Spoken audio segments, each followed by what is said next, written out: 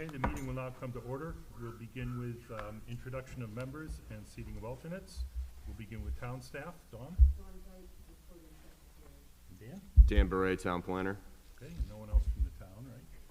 Okay, for commission members, we'll start introductions on my left. Victoria Chet, Bob Ellsworth. Chantel Foster, Carolyn Freeman.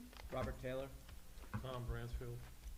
Okay, and there will be no alternates to seat tonight. So next is a motion to accept the agenda as presented, please. so moved. And a second? Seconded. All in favor, say aye. Aye. Opposed, say no. Okay, the agenda is accepted as presented. First action item is a public hearing for application 22-06, Penfield Hill Road and Stephen Tom Road, proposed 8-lot re-subdivision with wetlands on site.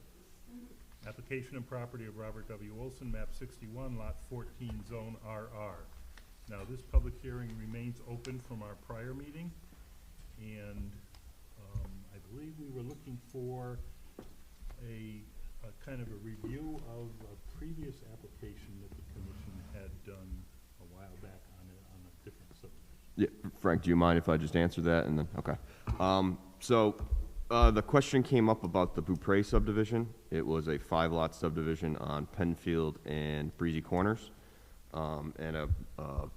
Chantel, you had a question regarding the easements involved in there. So I went back, I pulled the file, and I looked at what was there. It was a conservation easement, and then there was a temporary tree street easement as well. So What? tree streets, or street trees, sorry. So street trees. So there was a requirement to plant street trees along the houses on Penfield. Okay, so but the reason why those trees were remaining in the lots is because there was a conservation easement? I believe a conservation easement, but also it was the choice of the developer. So he chose the limits of clearing Right. that he I mean, wanted. I distinctly remember that there were limits. Yeah. So there's You're saying that was driven by the developer. correct, Okay. but there was a conservation easement in street trees. Okay, well, that's, yeah, I was thinking more of the internal. Like not on the street. like on the furthest lot to the west, they chose to keep it wooded in the front left of the yard. That was how the developer decided to arrange the lot. Now, when each individual home buyer buys their lot, they will submit individual zoning applications, health applications, a wetlands permit if it's within 100 feet of the wetlands, any clearing. And so there may be alterations in terms of what the clearing is on each lot, depending on what each homeowner who buys it and the reviews we do for each subsequent house. Thank you. Yeah, of course. Thank you, Dan. Frank, would you like to say anything further?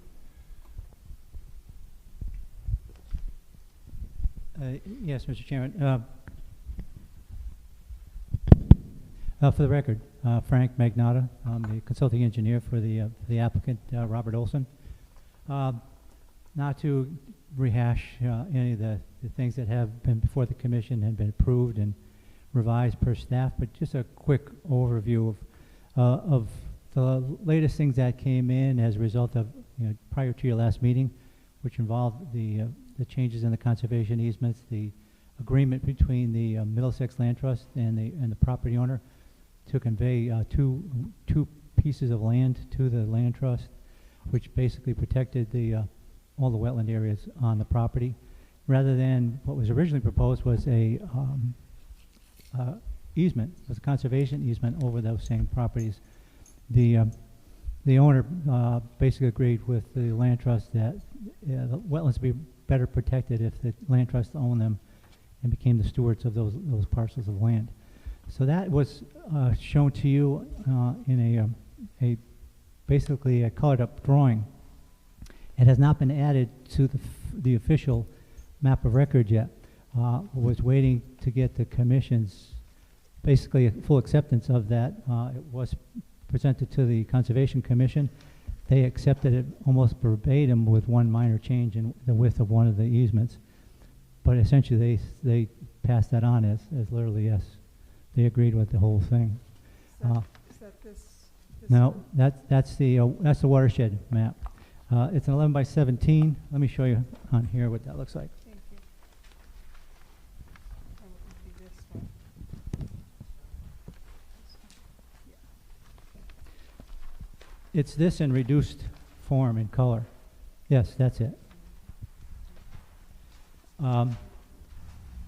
Again, two conveyances of actual land. One is a large parcel of land which represents what used to be the proposed conservation easement covering this large wetland area on the east side of the property. That same conservation easement is basically being turned into an actual conveyance to the land trust. To help preserve some additional area adjacent to that land trust area, we've also added 25-foot easements on both sides and around that, basically to keep the property owner from encroaching into those areas. And of course, the land trust will be watching this property like they do all the other properties, and if they see any kind of encroachments, they will bring that to the attention of the town immediately. But that's to provide additional, basically additional buffers to tree clearing to the wetlands. As I had mentioned at the last meeting, this large parcel here, this L-shaped piece, it was agreed that that was to be conveyed to the land trust with the provision that that piece never be used for the public, no public access and no public activity on that. It would be basically left in its natural form for the land trust to basically be stewards of that property, but no use of trails or public access of any sort. The other parcel that comes off of Penfield Hill Road, it's this triangular piece here, that is very different. The land trust needed that parcel for access, public access, and a connection between the parcels that they currently own on either side of Penfield Hill Road. They have a large parcel that abuts the subdivision to the south directly here, and they also own directly across the street another large parcel. And that conveyance basically gives them a corridor of connection between the two parcels, which would definitely be used for the public access. That was their desire and intent, to have that small piece there. Other than that, all the other documents that you've seen and you've had for some time have basically been reviewed and signed off by all various staff and departments. Again, we were waiting for wetlands to act, and we were waiting to get in front of the Conservation Commission to present this drawing for their approval. You saw the wetland approval. You saw the letter from wetlands. That becomes part of the conditions of the subdivision. And this drawing was presented to you at the last meeting, presented to staff, before that. And this is basically the only change that has occurred for several months now in this process. So Frank, can I ask you a question? I have a note that it says that small triangular piece Yes.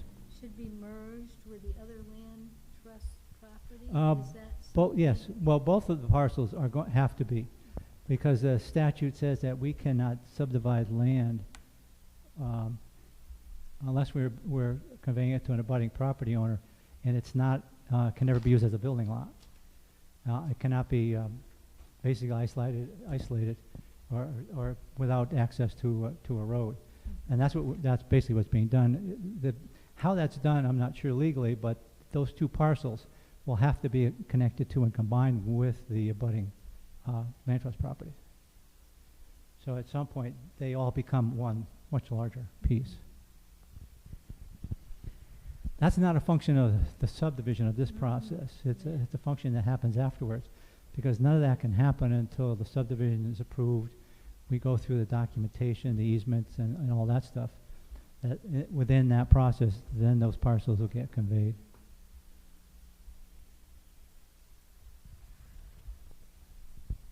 Okay, further questions by commission members? Questions or comments? Okay, this is a public hearing, so if any members of the public would like to speak, please approach the podium and identify yourself. Either anyone here in the room, or if we have anybody on chat.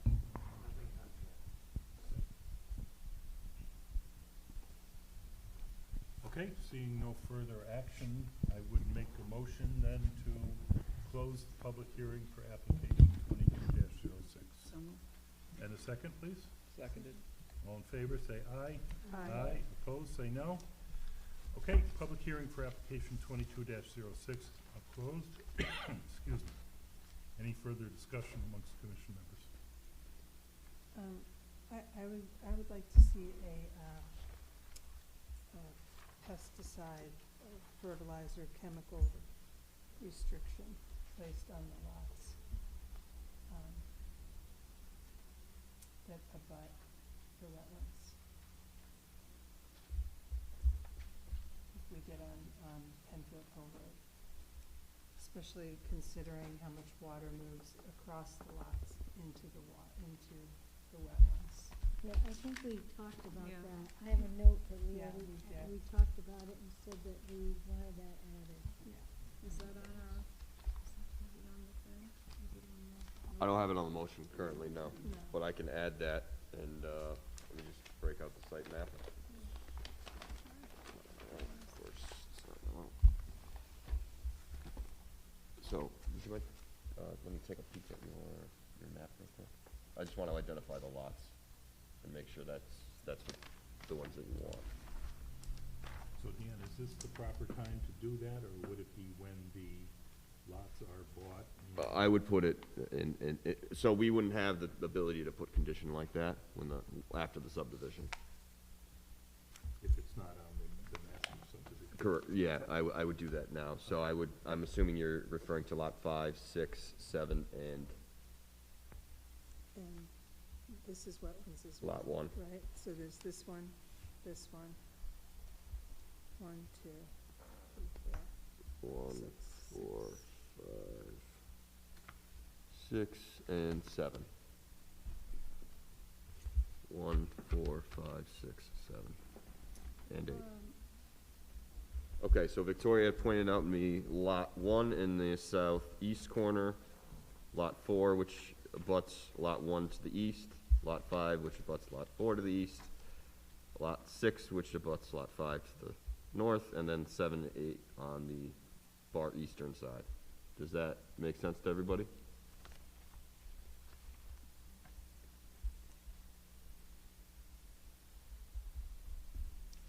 I'm not sure about lot 1 and 4.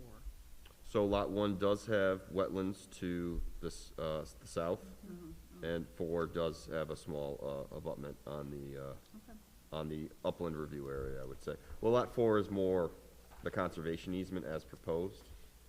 So if you see, the closest wetland for lot 4 is right here.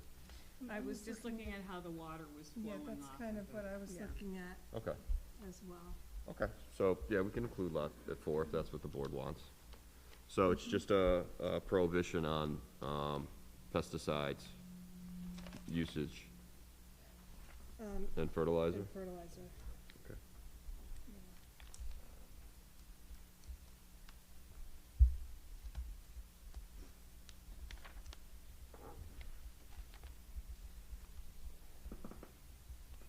And does there need to be anything in the motion about the need for this to be merged? I did include, So for the that's- smaller parcel, that's yes. in the motion. Yeah, so that one is in the motion. I did not do anything about the larger parcel, because to me, It's not necessary. yeah.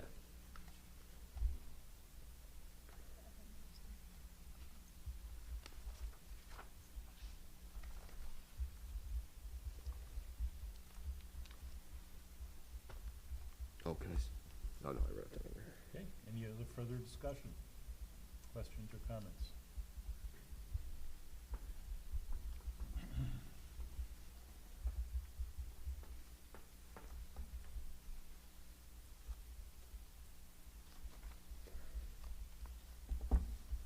Okay. Okay, then take a motion. Be my guest. Okay.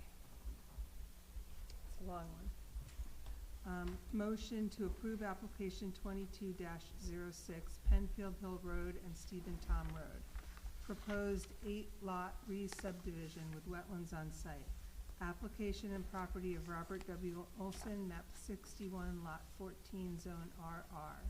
As shown on plans entitled Title Sheet, re-subdivision dash land of Robert W. Olson at Stephen Tom Road and Penfield Hill Road.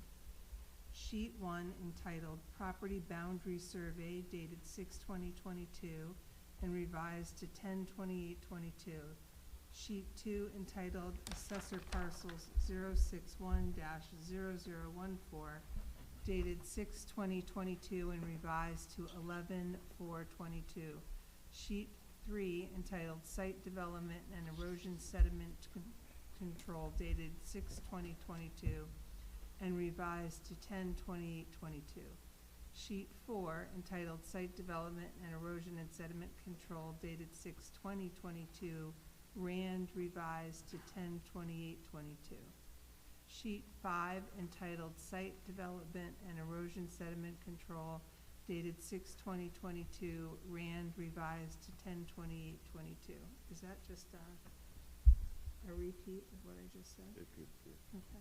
Sheet 6 entitled Soil Test Pit Data dated 6/20/21 and revised to 10/28/22. Sheet 7 entitled Percolation Test Results Subsurface Sewage Disposal Designs and Erosion and Sediment Control Narrative dated 6/20/22 and revised to 10/28/22. Sheet 8 entitled Construction Details dated 6/20/22 and revised to 10/28/22. Prepared by Frank C. Magnata, P.E., and information provided with the application and at the public hearing, and subject to the following instructions and modifications integral to this approval. 1, that the certified letter of approval be placed on the cover sheet of the plan set. 2, that all improvements associated with this subdivision be completed in accordance with the approved plan before January 5, 2028, which is the date that this approval shall expire. 3, the Connecticut DEEP Bureau of Natural Resources Wildlife Division Natural Diversity Database June 2021 map indicates that the proposed subdivision is in an area with identified state and federally listed species. The applicant shall commence no land disturbance activities until the applicant submits proof of submittal and response from Connecticut DEEP and adheres to any recommendations made. The reason for this being the prior recommendation expired in May 9, 2022. 4, that a licensed land surveyor certifies that all lot monumentation and any required conservation easement markers have been installed in accordance with the plan and town policies.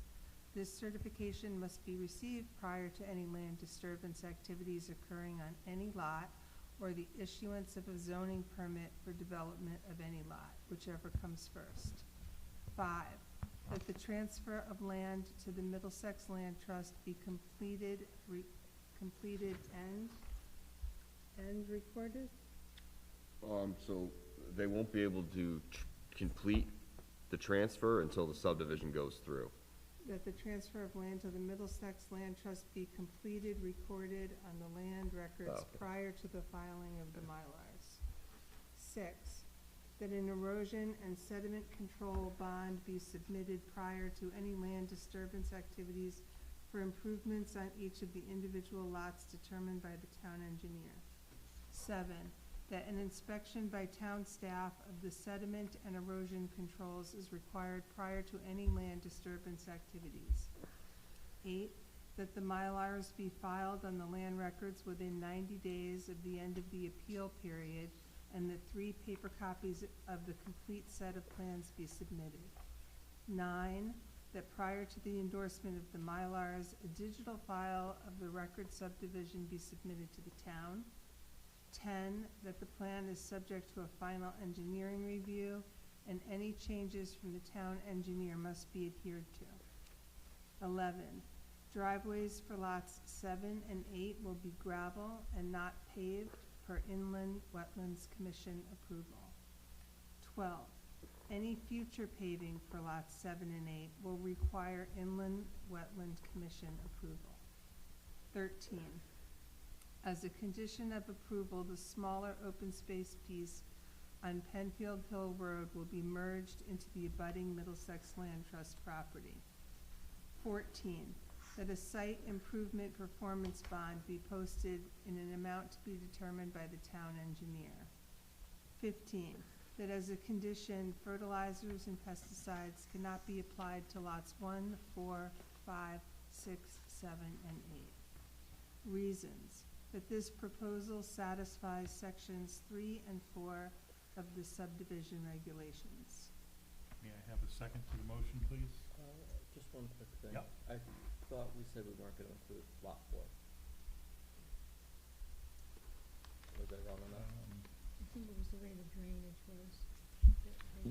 We were just, looking at the way the water flows from the ridge over that lot into the wetlands that made us include lot 4. Okay, sorry, I just misunderstood the conversation before. I thought. But you know, we have to all agree on that, so. No, it was just my misunderstanding, that's all. It's, We- we're just looking at the lot, the colorful map, little one. That one, and kind of the way the water flows off the ridge across that lot into the, Okay. you good with that? Yeah, no, I was just, I thought it was, I thought a prior discussion today that we were gonna omit lot 4, but that was my misunderstanding from the conversation, that's all. May I have a second to the motion then? I'll second it. Okay, we'll now vote. Victoria? Aye. Chantel? Aye. Carolyn? Aye. Rob? Aye. I vote aye as well. There will be none opposed, so the application is approved.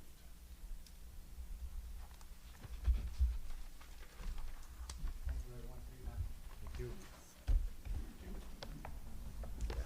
Okay.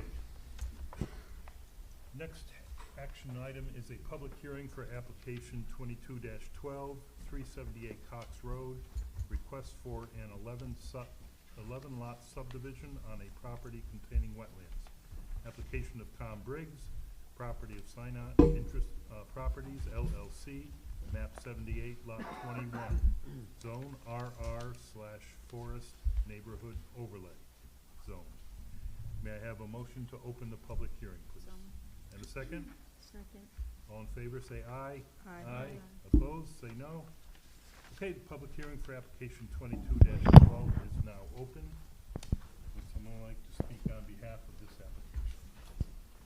Sure. My name is Pat Benjamin. I am a civil engineer. My office is located at 360B Main Street in Durham. This is an 11-lot subdivision. It's located on the north side of Cox Road. Can I It was- interrupt you for just, I'm sorry, they can't see the map on the Oh, yeah. camera. Oh, thank you. Usually put it I up don't point so, well with my Maybe right hand. so you can let's see it up, so you can see it up there. I guess, Pat, maybe tilt it a little bit more towards Dawn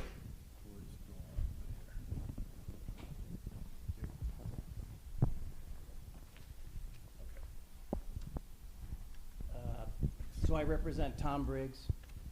He would like to subdivide the property into 11 lots. It is in the RR zone, the 1-acre zone. We were before the commission in 2015, and the project was approved then, and also in wetlands. And we were before the commission last year, November of last year, in 2021, and it was approved then. They were trying to get the easements approved through the town attorney, and apparently their time ran out and they didn't file the Mylars. So I'm gonna go through the project. This is actually a copy of the map of survey spliced together. The set that you have has it in 2 sheets. This is at 1 inch equals 100 feet. Cox Road is located right here. It is a paved road. There are 2 wetland areas on the property, one on the western end where Carr Brook is, and there's one on the eastern end where there's an unnamed brook that goes underneath the road. There's an existing house on the property. That's the only area that's grass right now. The remainder of the property is all wooded. It's easiest to start on this side. Lot 11 is 5.9 acres. 4.2 acres of that is a conservation easement that encumbers the wetlands, the brook, and a majority of the wooded area on that lot. Lot 10 is 3 acres. It is a front lot. Lot 9 is 1.8 acres. It is also a front lot. Lot 8 is 1.2 acres. Lot 7 is 1 acre. Lot 6 is 1 acre, and Lot 5 is 1 acre. Lot 4 is an interior lot. It's 4.15 acres. Lot 3 is also an interior lot at 2.8 acres. There's a conservation easement on the eastern side of that property. It's 0.96 acres and also encumbers the wetlands on that side. Lot 2 is 1 acre and Lot 1 is 1.34 acres, and there's a conservation easement in that area also. The total conservation area is 5.54 acres, which is 22.6% of the total property.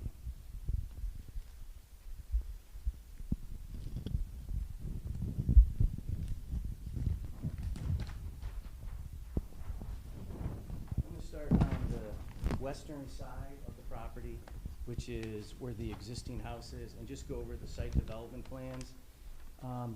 On each of the lots, we performed deep test pits and perk tests. They've all passed through the Chatham Health District. On all of the subdivision, we did a pre and post development runoff analysis that's been reviewed by the town engineer twice. We have a 0 increase in runoff that's due to, we have on-site underground detention for most of the lots. And on some of the lots, we have redirected the stormwater runoff to the rear. There are 3 culverts along Cox Road that we're replacing with the same size. Each of those culverts to the inlet right now, there's basically nothing. Each of the proposed culverts is going to have a drop inlet with a 6-foot sump for sediment collection.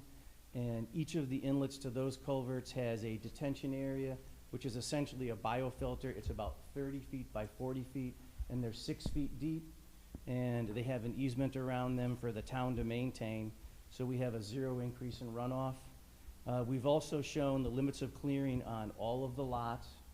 These are done at 1 inch equals 40 feet. When each lot is developed, there's a 1 inch equals 20-foot scale plan that's done. It's turned into the town, and those limits of clearing that are on here are the same on those plans. We actually go out in the field and flag those for each of the lots that are being developed. So we make sure that they match the plan that's approved as part of the subdivision. Lot 11, once again, it is 5.9 acres. This is Cox Road. There's an existing house. There's no development to occur on that parcel. There is a conservation easement of 4.2 acres, and that is this area right here. And once again, it takes in all of the wetlands. Carbrook runs down and to the west. Lot 10 is 3.08 acres. Driveway is in the front, house located here, septic system, well is in the back. The roof water and footing drain are directed to the rear of the property. And each of the lots that have the roof water and footing drain that are directed somewhere else other than to the front, they have a plunge pool. It's 5 foot by 5 foot, and it's 18 inches deep, and it's modified riprap. This culvert is due to be replaced. It is a 15-inch culvert. We're going to replace it with a 15-inch culvert, and once again, the inlets to each of these have a 6-foot drop structure for sediment control, and there's a detention area to the inlet of that culvert. It's 35 feet by 40 feet and 6 feet deep. Lot 9 is 1.84 acres. Driveway is located here. Septic system in the front, the well is in the back. The roof water and footing drains are directed to the rear of the parcel. There's actually the right to drain across the rear of Lot 10. Lot 8 is 1.23 acres. Driveway is located here, house, septic system in the front, the well is to the rear. And I don't believe there's any detention that was required on that lot. Excuse me, can you stand on this side because people can't see Sure. you? Thanks.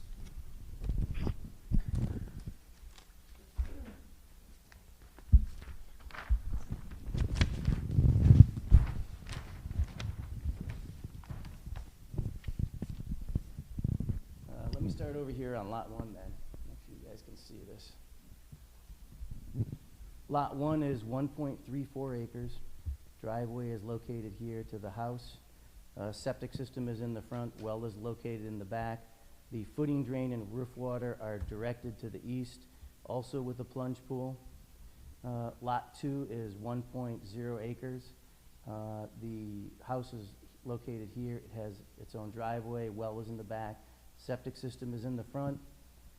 There's a culvert to be replaced also in the front. Once again, it has a drop structure for the inlet and a detention area on the inlet. The fire department had asked that we create a platform for one of their Folda tanks, which is a portable water tank. I believe that was designed for a 3,500 gallon Folda tank. The 2 interior lots have separate driveways. Lot 3 is 2.8 acres, has the septic system in the front. The well is located here. The roof water and footing drain is directed to the east, also with a plunge pool. We were required, based on the interior lot regulations, to plant a buffer within the existing tree line all along the front of the 2 interior lots. Lot 5 is 1 acre. Driveway is located here. Well is located to the back. Septic system is located to the front. It has the roof water and footing drain going to an underground gallery system that was sized for a 0 increase in runoff, and that is the same for Lot 4. It also has the roof water and footing drain going to an underground gallery system. Lot 8 is 1.03 acres. Driveway, house location, the well is to the rear, septic system is to the front. The roof water is also directed to an underground gallery system, and that is the same for Lot 7, which is 1.0 acres. We have driveway, house location, the well is to the rear, and the septic system is to the front. As part of the original review with the road foreman, we were required to remove approximately 30 trees that were right along the edge of the road that were affecting their plowing or were dead. Those are all shown individually on the plans. There's also an area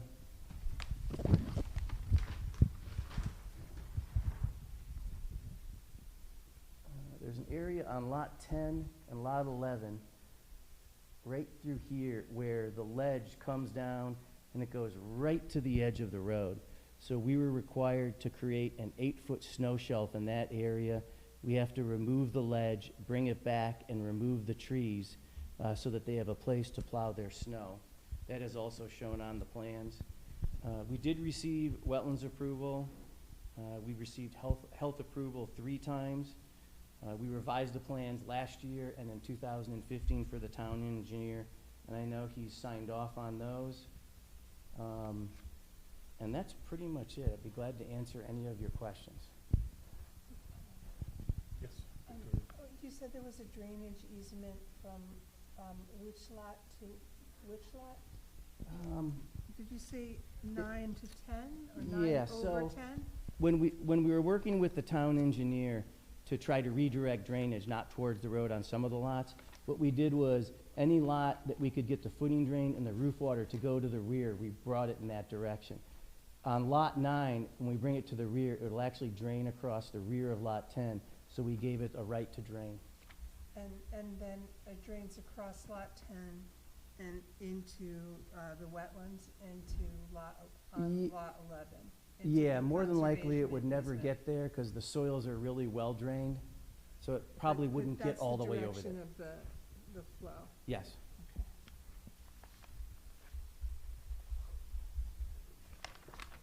Okay, other questions by commission members? Is this the property that has the stone wall? It has a stone wall all the way across the front. And that's going to stay? Yes, and there was a couple interior walls, and we were required, based on the past 2 approvals, to keep those where they are. There's a couple that they actually zigzag across like the edges of lots, but they're going to remain.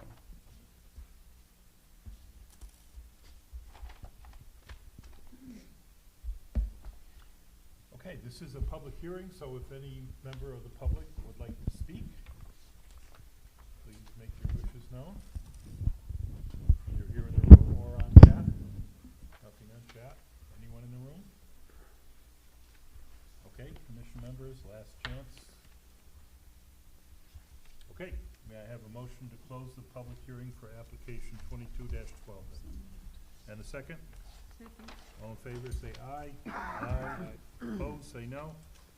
Okay, the public hearing for application 22-12 is closed. Any further discussion? Okay, hearing none. Do we have a motion? Yeah, and I'm sorry, I didn't want to interrupt you last time. We probably don't need to read through all the plan sets. I didn't want to interrupt you. So I just You kept- didn't want to interrupt. Well, I felt bad. I don't know. I didn't, once you started going, I didn't want to stop you. I don't mind doing it. You don't mind I doing don't it? mind doing it. A very clear, concise voice. You didn't want to interrupt me. So yeah, just read, Yeah, so I'm sorry. thanks. So yeah, maybe just read up until, the property owned by, neighbor to own Lakeland. Sorry. Next time I'll. Hey, no, it's no problem. Okay. Motion to approve application 22-12, 378 Cox Road, map 78, lot 21. Request for an 11-lot subdivision on a property containing wetlands. Application of Tom Briggs, property of Senat Properties LLC, Zone RR/Forest Neighborhood Overlay Zone. 1, that the certified letter of approval be placed on the cover sheet of the plan set. 2, that all improvements associated with this subdivision be completed in accordance with the approved plan before January 5, 2028, which is the date that this approval shall expire. 3, that the applicant shall commence no land disturbance activities until the applicant submits an independent archaeological assessment as directed by the state archaeologist and receives approval to commence land disturbance activity from Dr. Sarah Sportman. 4, the Connecticut DEEP Bureau of Natural Resources Wildlife Division Natural Diversity Database June 2021 map indicates that the proposed subdivision is in an area with identified state and federally listed. I'll vote. Victoria? I vote aye. Chantel? Aye. Carolyn? Aye. Rob? Aye. I vote aye as well, so the application is approved.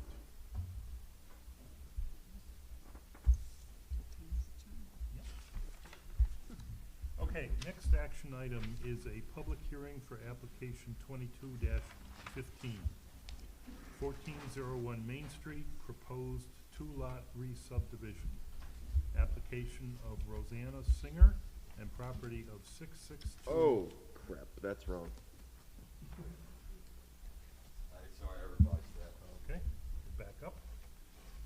I switched, Okay, I'll start over then. sorry. So, public hearing for application 22-15, 1401 Main Street, proposed two-lot re-subdivision. Application and property of Cody Range LLC, map 68, lot 1, zone R25.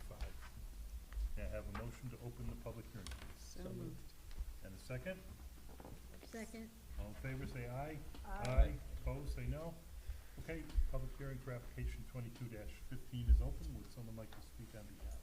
My name is Pat Benjamin, I'm a civil engineer, my office is located at 316 Main Street in Durham. I'm here with Chris and Donna Cody. They own 23.67 acres in the R25, that's 14 Can you use the microphone, please? And they would, can you use like my- that. Oh, sorry. Once again, my name's Pat Benjamin, I'm a civil engineer, my office is located at 360B Main Street in Durham. I'm here with Chris and Donna Cody. At 1401 Main Street, they own 23.67 acres in the R25 zone. They would like to subdivide off one lot. The property is located at the corner of Main Street and Gospel Lane. The remaining land would be 23.07 acres, and lot 1 would be 0.6 acres. The R25 zone on the property is located right here. So this is all R25. The property also has a floodplain zone on it, and it has a restricted industrial zone on it. But they would like just to subdivide off one lot.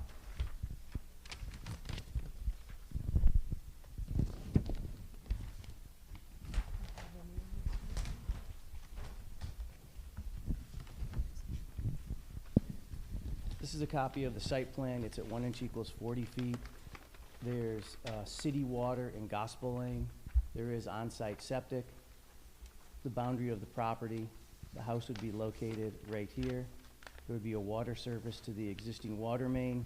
We performed soil testing this year for the septic system. It did pass and has health department approval. The entire parcel is basically sand and gravel, so it's extremely well drained.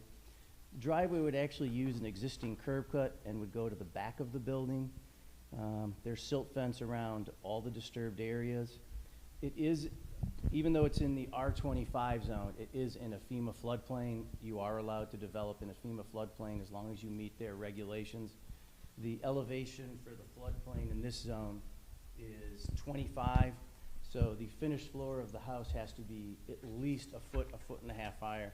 So the finished floor of the house as shown on the site plan is 26.5. It's the same as developing along the shore. So the lower floor of this building actually can't have any habitable space. So it's basically going to be a garage. We're required to have flood vents on the sides of the buildings so that if there is flooding in this area, it can just drain back and forth across the property. I did make revisions for the health department. We did receive health approval. Once again, we are using the existing curb cut. We did receive comments from the town engineer, and basically he itemized the items that we have to do to develop the property, which is the same as what we have to do on the shore.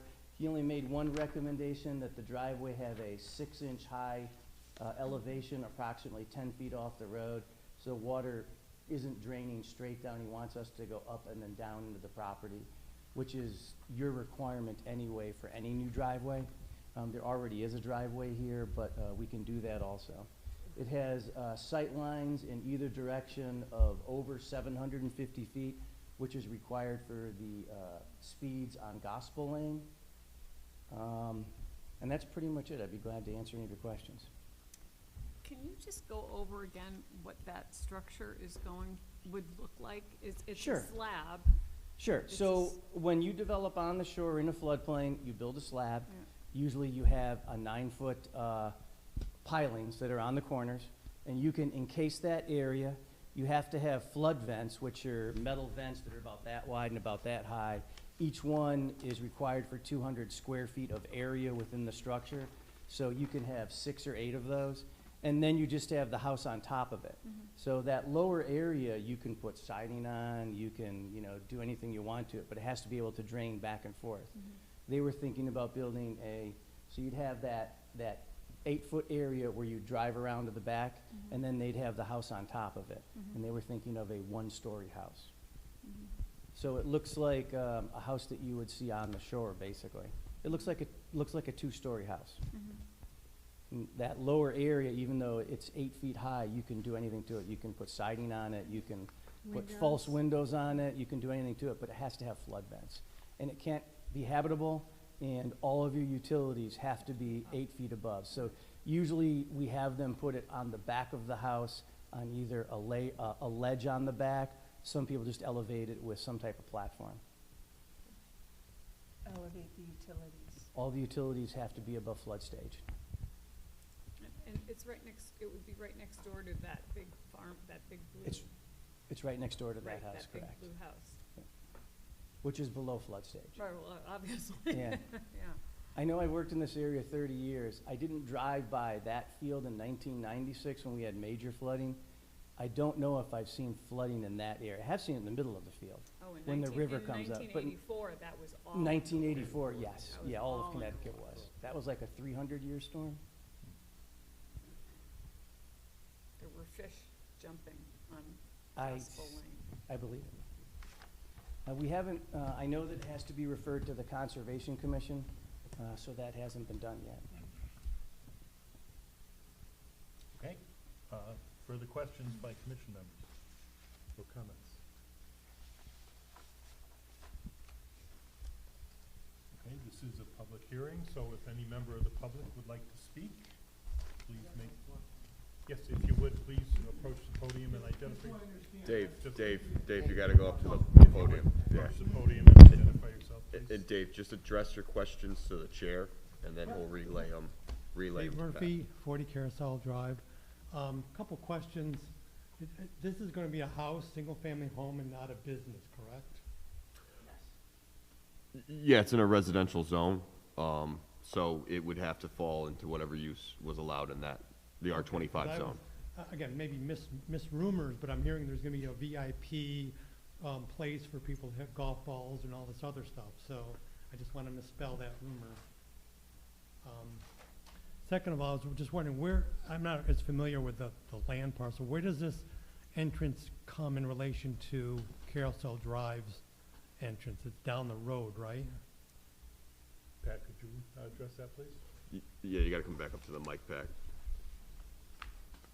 Yeah, and Dave, I would just make this application is simply for a subdivision for a single-family house. I can't comment on what Okay, other, I'm just what wondering, I other just wanna business make sure plans. it's clear, because I was under a misunderstanding. Yeah, my understanding is this being subdivided right now for a single-family house, but any use that is allowed in that zone could be done on that lot.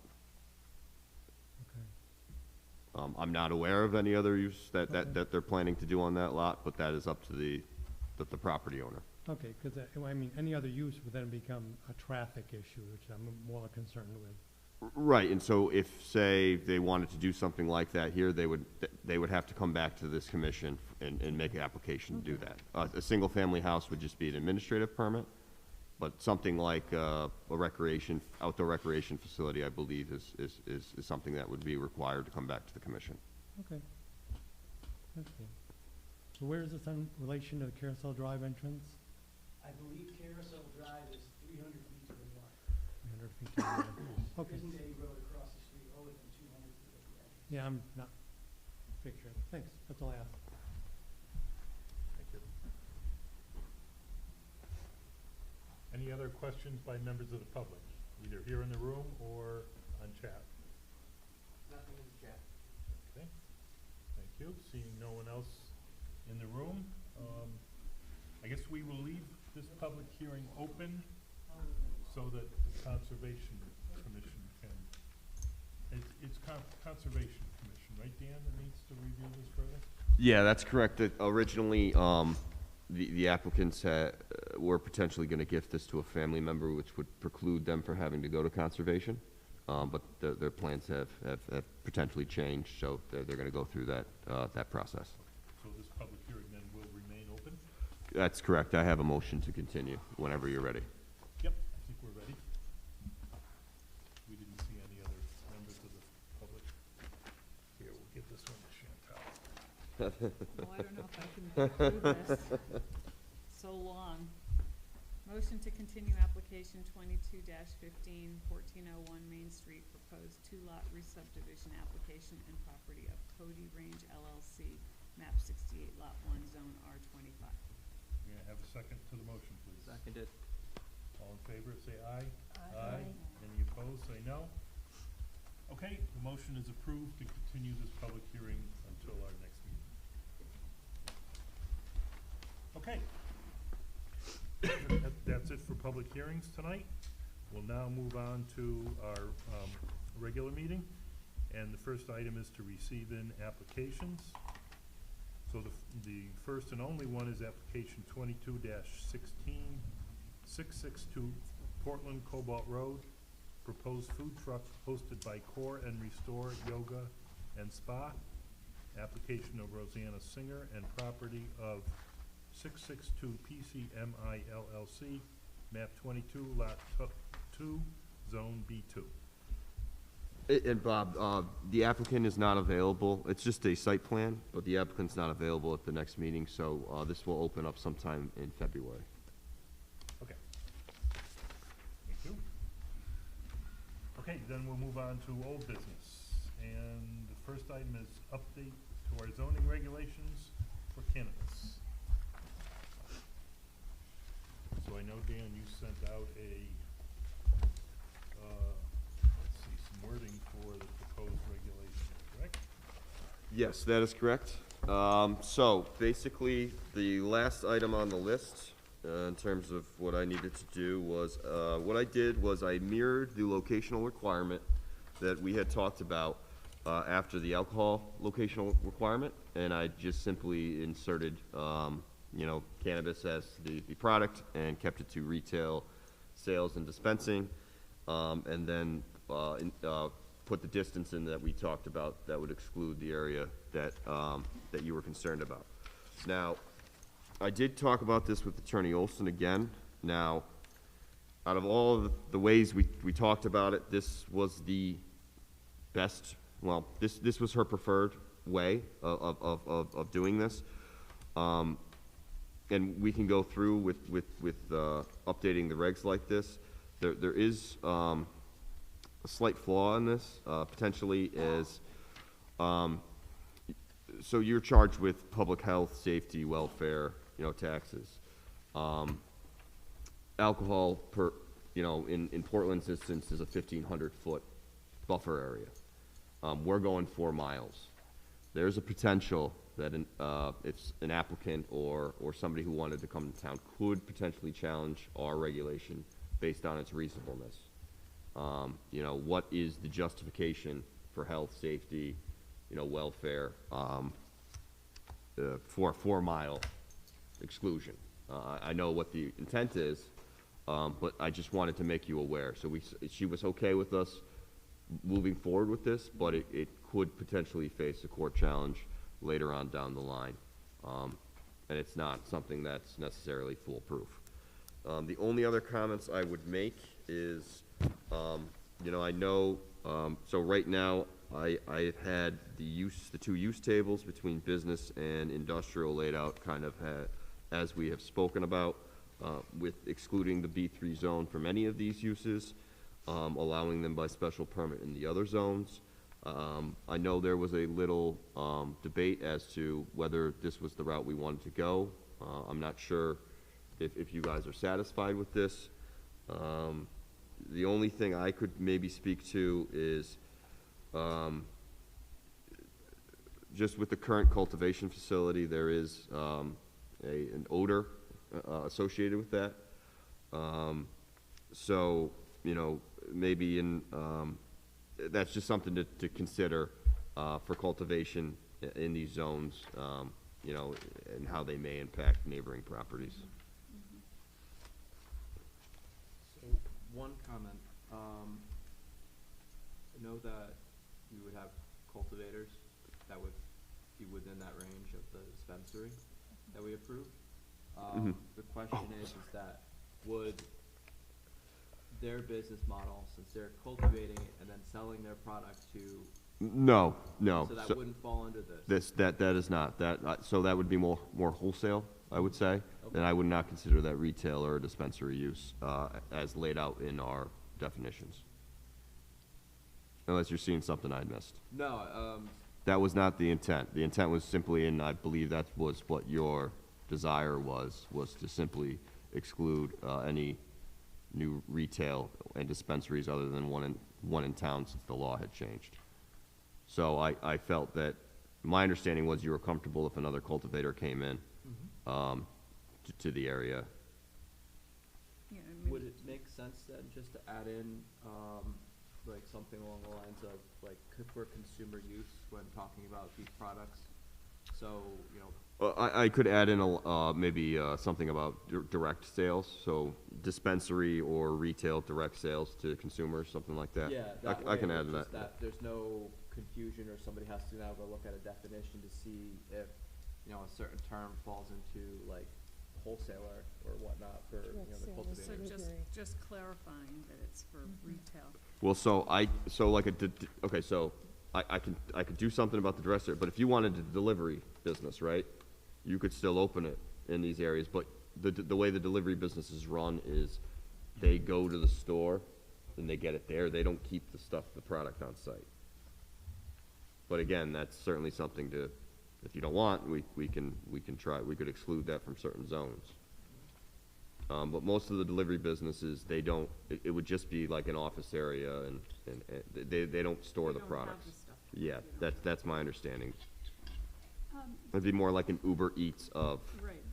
yeah. Dan, I don't remember now why we couldn't just have one, why we couldn't just say we just wanted one set? What was the rationale for not? So that's more of a policy decision that like the Board of Selectmen could make. Okay. You guys are in the zoning business, Okay, and especially for me, you want to establish the uses in the zones. You're not here to pick winners and losers. You know, that's really for I would say like the market to kind of decide. You know, and this is kind of a unique case, I would say, with the new sale of a new product here in Connecticut. And especially with that law change, it really kind of changed the calculus for all the towns that are under 25,000. So, So is that something we could, you know, like, touch base with the selectmen about and ask them if they'd be interested in you certainly could. debating that or bringing it up at one of the meetings? Yeah, absolutely. So that way, you know, our potential problem down the road could get resolved from, Yeah, and I mean, then that body would, have their deliberations and decide how they wanted to move forward. And that would be up to, that would be in their purview. So if you wanted to broach the subject to the board, that's certainly, obviously, within your right. And that would make sense to do if that's really the intent of. what That's we're how, doing. that's how Cromwell handled it. I just don't know what the appetite for the Board of Selectmen is, to weigh in on that either way. I don't know what their feelings are on the subject. So for now, if we did the 4-mile thing, we would just at least have some At least you have something. some yeah. groundwork Y- down. Yeah, if somebody came into the office, I would say, the dispensary is not allowed because of our locational requirements. And then they would, take whatever steps they felt they needed to take. I'm fine with that. Okay. Is everybody fine with all these special permits and all these zones?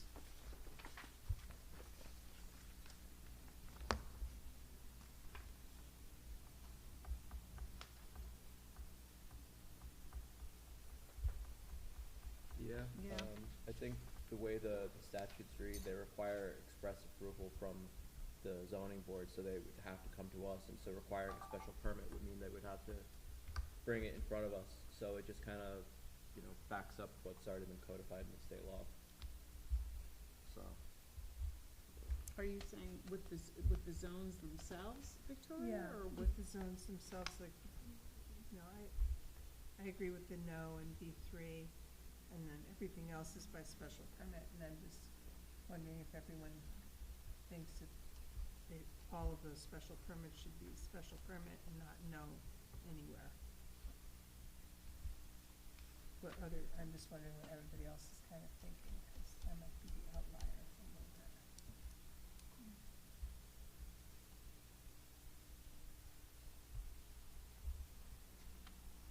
I don't have a problem with the way it is. Nope, I'm good. Okay. So special permit also equates to public hearing. That's correct. Yeah, so it gives you the maximum amount of discretion that you would be allowed for a particular application. But you would have to have a reason to say no. Yeah, it would, you'd have to have something that, you thought it, either health, welfare, property value, something like that, within our zoning regulations to cite, yeah. But, obviously, we have special permit for retail store dispensary for selling B1, B2, IP, RI, but based on the locational requirements, that's moot. Irrelevant, yeah. So really, it's just the special permit for cultivation of cannabis and cannabis manufacturing or processing that could be in those zones.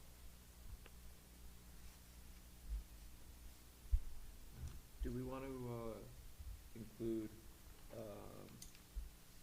like, transport companies as part of these, as part of the chart?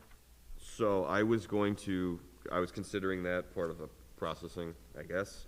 Certainly I could throw transport in. What was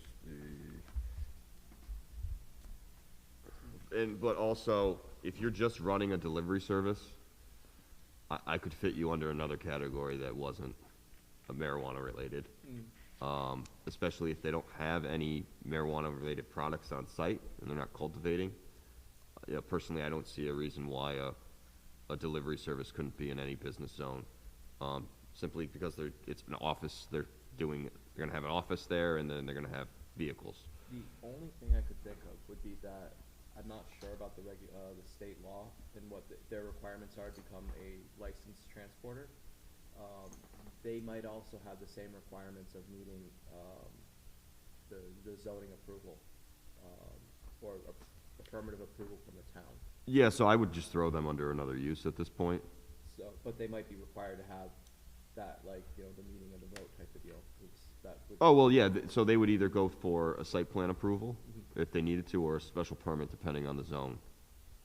If that's okay. If you want, I'll throw transporter in there, but I kind of feel like they fall under existing uses. We have delivery services for other products.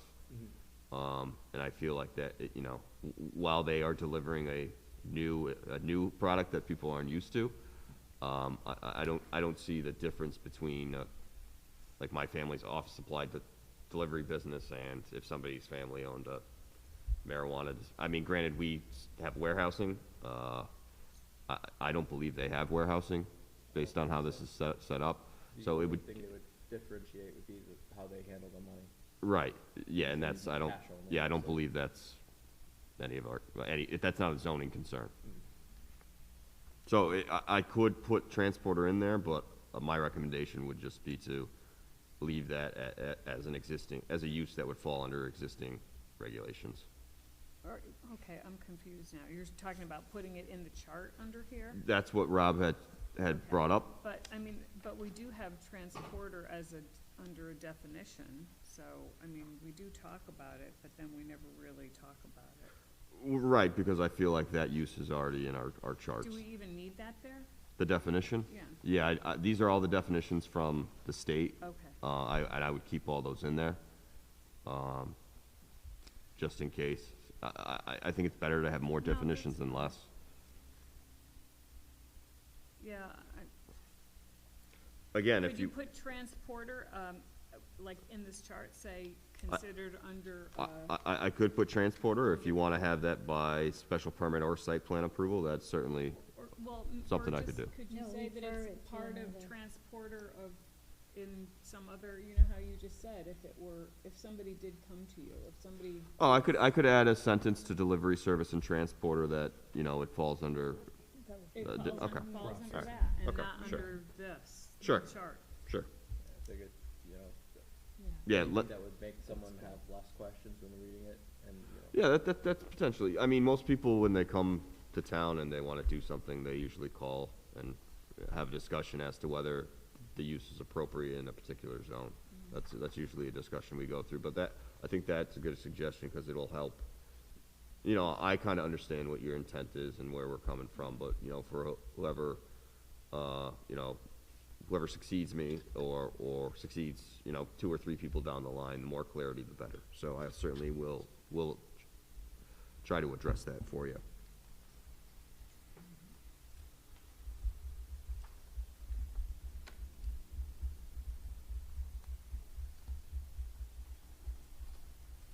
Okay, any other comments on these proposed regulations?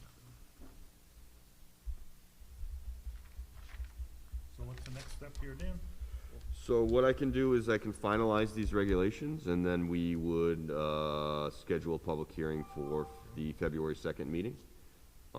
The moratorium expires, I think, the 13th.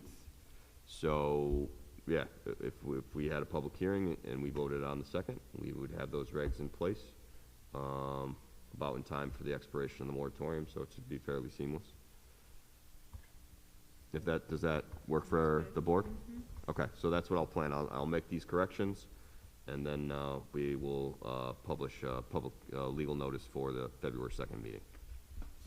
one question about more of a procedure thing on our end, not necessarily with the public hearing, but kind of bringing up the topic with the Board of Selectmen. Is that something we would have to, like, discuss, and then vote on as, like, saying, like, a board, So I guess you could go 2 ways. If the board wanted to make a motion or, to recommend that, you know, you could either go as a individual citizen and, you know, make that recommendation or that request, or, you know, we could send some sort of correspondence to the board. You could send Bob. Or Bob could go, if the board decided that they would like, you know, a representative to go to the board and bring this up, that's certainly something that I'm sure Bob would more than be able to eloquently handle. So yeah, it's up to you. But if you did want to make a point as the board, I would just ask you to, I think a verbal motion would be appropriate, just to, you know, go and make that inquiry to the Board of Selectmen. You could also do it in you know, we could do a letter as well that I could, you know, type up and work with Bob on. If you wanted to give him, you know, blessing to act on behalf of the board, I'm sure that. But do we all agree that that would be a good approach to take? I don't really, You don't care about it? I don't really necessarily think that's a good approach to take. I don't know that I have a formulated opinion at this point. I would like to give it a little bit more thought. But that doesn't mean that, you know, you guys wouldn't go ahead and do it. It's just, my knee-jerk reaction is. So the thinking is that we No. would try and get the board's backing of our decision of this 4 mile. Well, no, I think what I'm hearing Dan. Yeah, say you would is- just request that the board deliberate the possibility of considering an ordinance that would limit cannabis dispensary or retail sales establishment to one. to one, right. And So- that would essentially back up our 4 mile, then our 4 mile thing doesn't. Well, yeah, I would say that ordinance would prevail in that case. That's what they decided to do. That's what they decided to do. So really, you're just asking them to discuss it and see whether that they would want to move forward with it or not. So my concern would be timing. You know, Yeah, well, so we get it would on the agenda. still go through with this regulation. We'd still have the 4 mile locational requirement that would, you know, offer some protection in that regard. And then you could, you know, seek some input. You'd provide some input to the Board of Selectmen, and then they would run with it and do with it what they will. Yeah, and who knows, maybe they don't wanna do it, but I mean, Yeah, if this is really what we're trying to accomplish, we're just trying to say that for dispensaries only, we'd really like to have one. well, yeah, you would just, you know, kind of say, this is what we've done as a board. It's really what we approved, because that's what we Right, thought we were right, getting. and you would just, you know, Yeah. So, and ask them to entertain whether that they would want to, you know, prohibit that or not. That's how the town of Cromwell did it. I guess they had, I think they have 2, and they passed an ordinance that you could only have 2. And Attorney Olson actually wrote that ordinance for the town of Cromwell, so. I mean, I kinda like that, just because it's done, you know, then you don't have to think about, and they can change it, you know, it's not, so isn't that though, then if you say, let's say in the IP zone, for instance, you have special permit for a retail store dispensary in the IP zone, aren't you,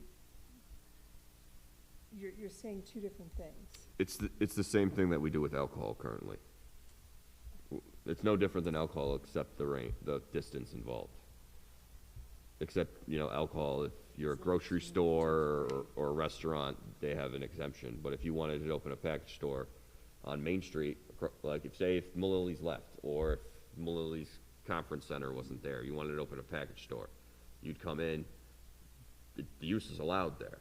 But you go to the alcohol location requirements in section 3.2, something like that, 3.1.2, you're not allowed to open a package store within 1,500 feet of another package store. I see what you're saying there, you're kind of talking out of both sides of your mouth. Yeah, and I guess also I just wanna go on record as saying that I think in the IP zone and the B2 zone, I think that there should be no, not special permit. I know that you guys don't agree with me on that, but I just for wanna, retailing, for, for, for, dispensing, cultivation, manufacturing or processing.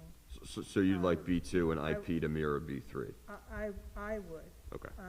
But that's where just we have me. one approved, though, in B2. That's okay. It is, I'm not arguing with the B2. I think she said IP. I'm really Oh, I'm mostly sorry. talking about Sorry. IP. Okay. And, I'm mostly talking about IP and cultivation in B2. Not dispensing, but cultivation. so yeah, that would basically, the B2 and the IP zones would be 66, you know, from around a little, what is that, east of Main Street, all the way to around, what is it, Middle Yeah. Haddam Road? I'm thinking. A little past Middle Haddam Road, so about no some, cultivation here. yeah, so it'd be from a little Or- east of Main Street, down 66 to about Moore and Diesel, Citgo gas station area. And then the IP zone kind of buffers, kind of surrounds the intersection between 66 and Route 17. That would be that kind of area. So there's a lot of space, and, you know, I think it's probably more of a weakness of the zone itself, because it's so large and how much area that it encompasses. Because there's some areas where I'd say, yeah, you probably don't wanna have a cultivator that's abutting a residential area in the the R25 district. But then there's other sections where it's, you know, like they're abutting businesses, and there's really, you know, not too much out there. So So it's, that's where the special permit process would come in. It does, I would say if you didn't want a cultivator, say, within a certain distance of a resident, we could add that as a locational requirement. You know, can't be 300 feet from a, you know, residential either structure, or you'd say a residential property. But, you know, that does make it a little more difficult for somebody who is looking to do that, to narrow down a location. But that's certainly something that you could do. Yeah, and even with the one that was approved, I mean, it's right across the street from Elm Rainer Park. Road. I mean, Well, I mean, that's in the industrial zone, so I mean, But I'm thinking more about cultivating than I am about, because we have the 4-mile thing. I mostly object to a special permit in the IP.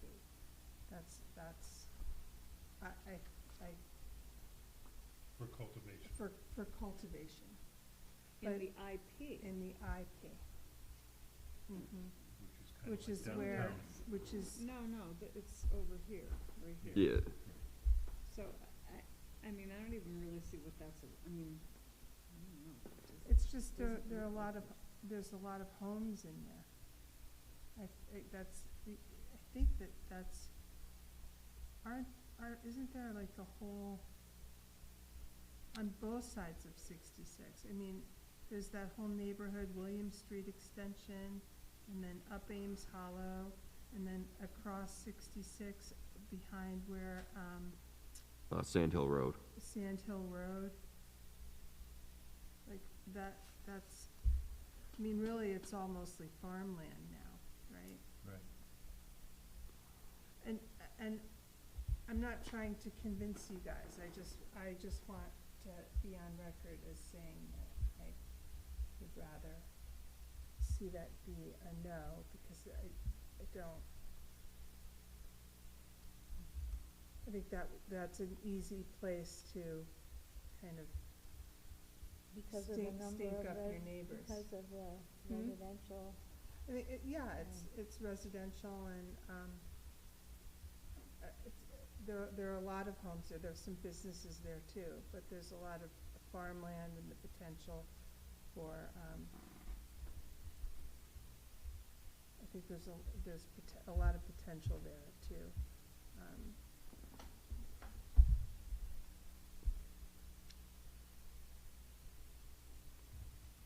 Cultivate cannabis. And I think that the scent is a problem. So, again, I'm not trying to convince anybody, I just wanna state my opinion. Or,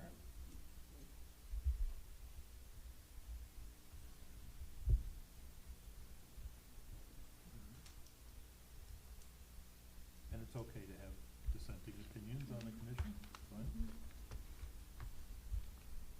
So, I guess the question, kind of going back to the, how we want to handle, communicating with the board of selectmen. I know that's not something we have to decide on today. I think maybe when we pass the motion, we can, or, close the public hearing, that's something we can add on for, how we want to handle that as like a separate motion or something. But I think it's something that we want to at least come to a resolution on and vote on, just so that we can, kind of close that hole that we're kind of leaving open with, trying to stay in line with what we already wanted with one permit, dispensary permit, or dispensary that's permitted in town. So, at least trying to get the ball moving on that to avoid any potential court issues, I think would be a good decision on our part. Yeah, I mean, whenever you guys would like to do that, we'll just do a verbal motion. I think that's sufficient, in whatever method that you guys decide, how you want to convey that to the board. So I think we can be pretty flexible in terms of whenever you decide you'd like to do that.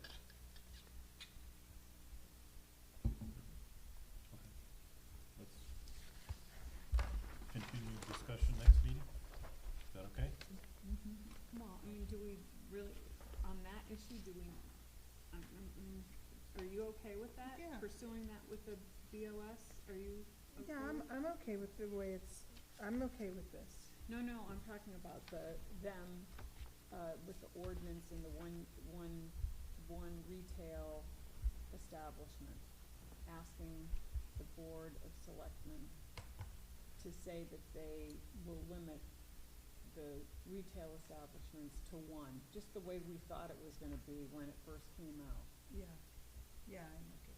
Because if we're okay with that, then we can just say, Yeah, I'm okay. we're okay with that, and then get that done at least. And then we can still talk about this. I think the way that Robert just put it kind of settled it in my mind a little bit more, so. The one Yes. thing, do we want to do is, do we want to wait until we have the public hearing? Just make sure that, there's no issues with it for the public?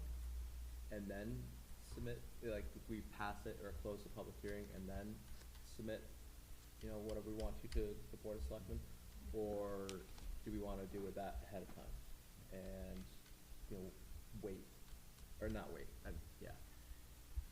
You get, Yeah, so you can wait and get some input from the public once we do the cannabis regulations, just to see if that would sway, your opinion in a different way as to whether you want to bring this to the board. That's certainly something we can do. Again, we can be pretty flexible with this. I mean, if 4 months from now, if 8 months from now, 2 years from now, we can always either change the regs or make that request. So it's really up to whatever, your discretion. Because you mentioned, the possibility that someone could challenge our 4-mile regulation. Mm-hmm. But theoretically, they could challenge our 1,500-foot regulation for alcohol. Yeah, theoretically, they could challenge any regulation we have on the books. Yeah. So I think waiting for public feedback at the hearing is probably a good idea. Okay? And then okay. Anything else on cannabis zoning? That's all I have. Okay. We'll move on then. Online material repository and training. Okay, this has kind of been a standing item. I will probably get this going soon. We need 4 hours of training this year. And I think we had talked about just doing Zoom sessions, and if you're available, we'll pick a date that most people are available, and then anybody who's not can simply watch the Zoom. The one thing that we are required out of the 4 hours of training is 1 hour on affordable housing. So I was either going to talk to Attorney Olson or to Attorney Olson's not available, there is an attorney who I had do a presentation down in Old Lyme, Ed Casella. If he's available, I may see if he did a good job on that. So first, I'll consult with Attorney Olson. I'm sure she'll be able to do it. If not, I will talk to Ed. So would this be a 1 4-hour session, or? No, we will do four 1-hour sessions, so it's Yep. not too painful. And, you know, you'll be able to get the most out of it. Okay. Moving on, I don't have any update on the solar, but I will get that last, portion, or requirement for sustainable CT done, hopefully in the next few weeks. Electric vehicle charging stations, the one note I had on this, as you guys kind of formulate how you want to handle this, was I think I had sent out web links regarding, kind of usage of electric vehicles, in Connecticut. And I think it was 2 different articles I had sent out. So, just something to give you food for thought on. So I didn't know how much you guys wanted to get into that today. Yeah, just one thought I wanted to add to that was, you know, the more I've been reading about this, there's 2 categories of charging stations. One is called a primary use and one is an accessory use. So if we do decide to develop regulations, we might want to, you know, primary use would be like a gas station, right? Where that's the only reason you would go to this location would be to charge your car. Accessory use would be if you put a charger in at your restaurant or your golf course or your boatyard or whatever, so. What would it be on if you put one at like a parking spot on Main Street? Probably that be- accessory. Accessory. But yeah, the one thing with like a state road like Main Street though, you'd have to go through the DOT, so that would be kind of that would have to be driven by the town or the DOT. That's something that wouldn't really come before you since it's in the right of way. And then aren't there, differences between Tesla and others? So there's multiple different, connections or plugs, and then there's 3 levels of kind of intensity of charging, 1, 2, and 3. 3 being something like a Tesla fast charging. 2 is probably most common. That's it for like an hour or 2, would take to charge your car. The level 3 is like 20 minutes, and then level 1 is, you know, you're only getting, 5 to 10 miles, I think, an hour. So, There are adapters that go on the plug. It's just like, electrical adapters when you travel. It's the Yep. same kind of thing. They look different and kind of 4 of them, 3 or 4 of them, something like that. So anything further on that at this point? Just something to think about, okay? Next item is riverfront overlay zone. okay, so this is kind of, got put on the list, and it's just something to, I guess, to give you guys some food for thought on, and we can have, further discussions later on. So, I'm not sure how familiar you are with Brownstone Ave, the parcels that the town owns down there that, we received funding to clean up. The town went for another round of funding to complete that. The town was granted a conditional award. The award is conditional on the town putting out another RFP, but this time being successful in finding a partner to develop that. So getting that accomplishment is kind of like a condition of us getting the $500,000 to continue the remediation. One of the kind of insights we got back through the first RFP was that was very geared toward a restaurant, which would be very nice down there, but it was kind of restrictive in terms of the flexibility that a business could do down there, and kind of the perception was and the thought was to give more options to somebody developing down there and kind of let the market dictate, what's appropriate. Currently, that is zoned industrial, but it also has the riverfront overlay zone there that allows for a few more uses. So one of the thoughts was in the RFP was to open that RFP up to various uses, but in order to potentially do that, the board would need to, discuss and see what other uses in the riverfront overlay zone might be appropriate. I don't think, changing the industrial zone to meet that area's needs is appropriate. I think the riverfront overlay zone would be a better mechanism to handle that.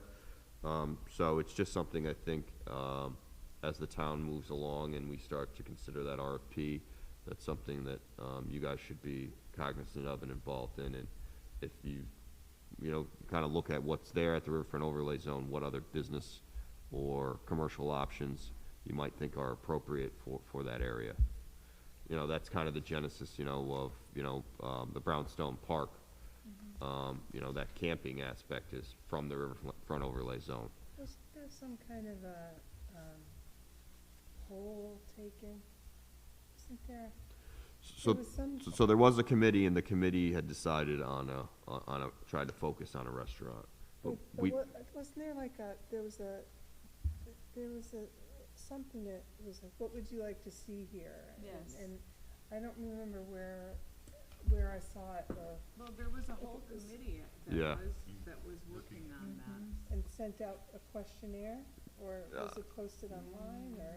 I don't know. I think it was maybe on the Portland Facebook page. yeah, so it looked like they did a lot of like good in-depth work. The problem was when we went out for RFP, we didn't get one response.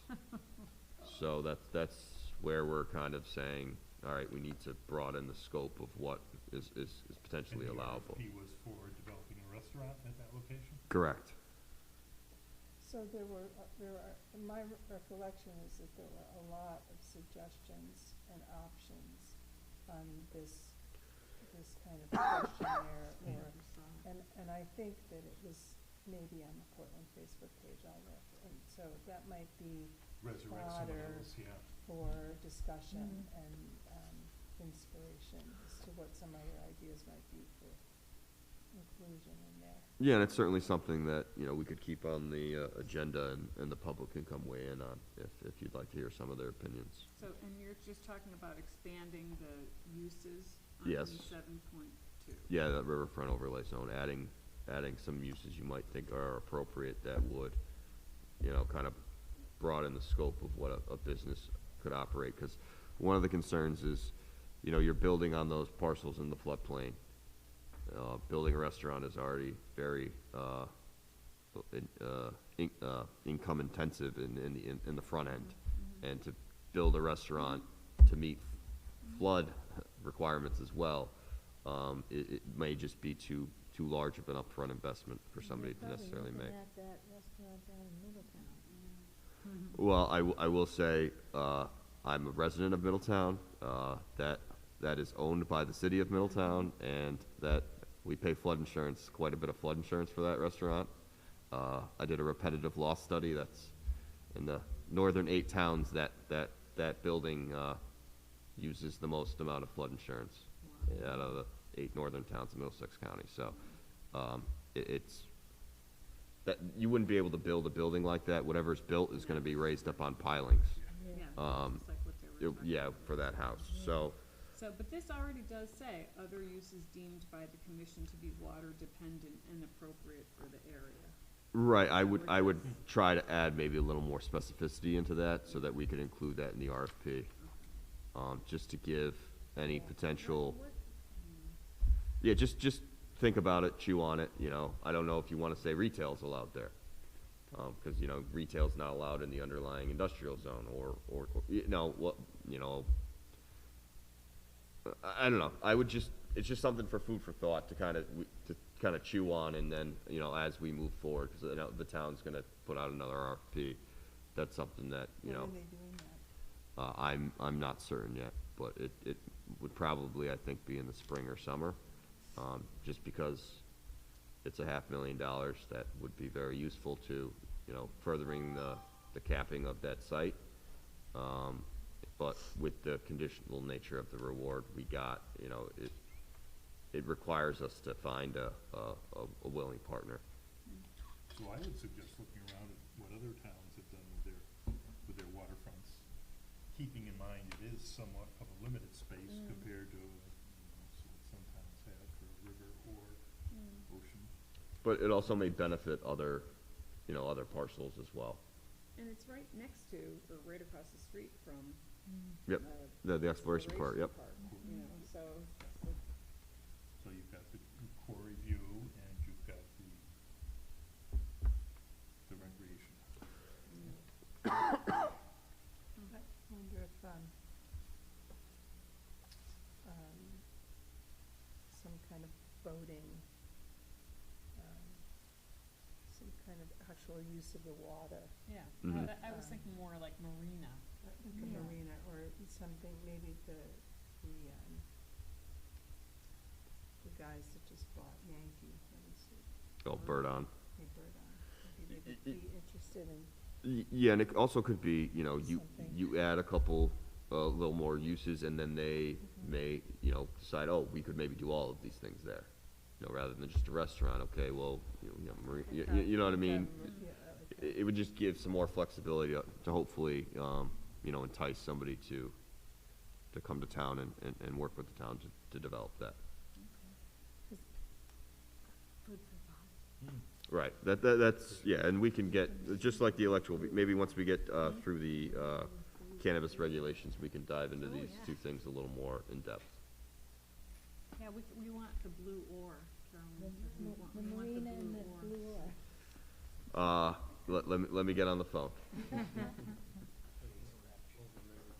Hey, Okay. Then we'll move on to staff report. Any correspondence? no correspondence, but I do have an update on Brainerd Place. Good. They seem to be busy over there. Yeah, so the one things we're waiting on is, final ICC approval on some of the building plans. We should be getting that in the next 2 to 3 weeks, and at that point, they're gonna start, I believe, foundation work as long as it's not too cold on that first apartment building. And a lot of the other buildings, so You they, said ICC? yeah, so International Code Council are doing the large building reviews. We don't know what's I'm sorry, I didn't know either, and, yeah, sorry. Okay. Now you know. So, yeah, that's, something that's helping Pete out.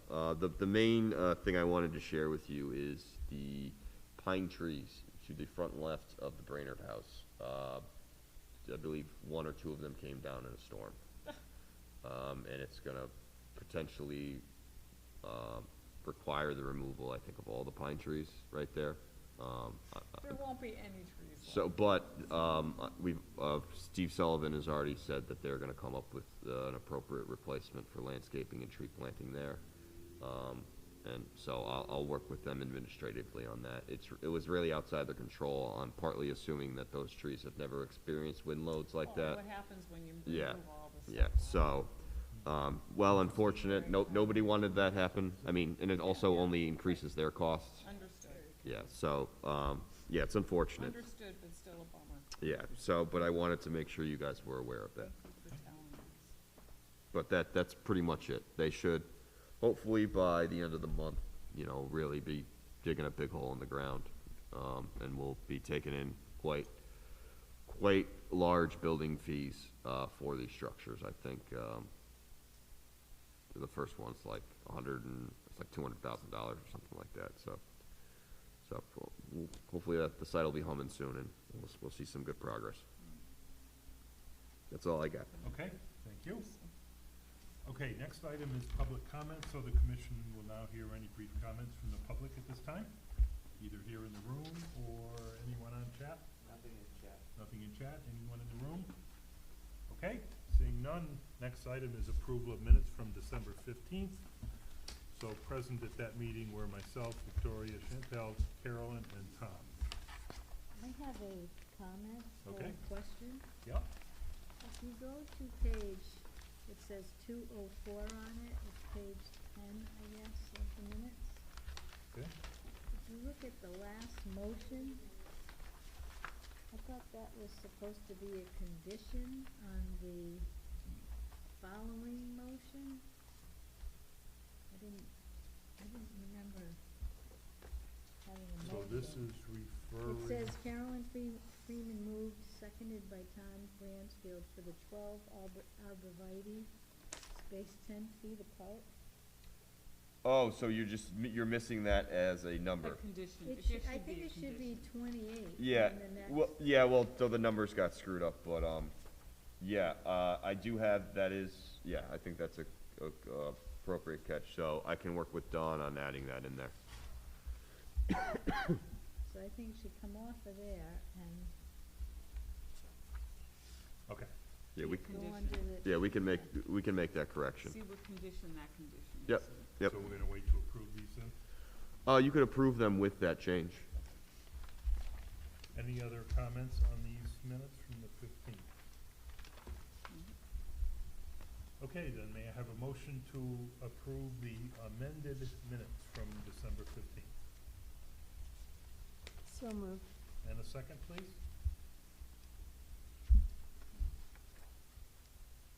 I'll second if I can, but I Y- don't think I'm seated. Yeah, you're not seated, yeah. Second.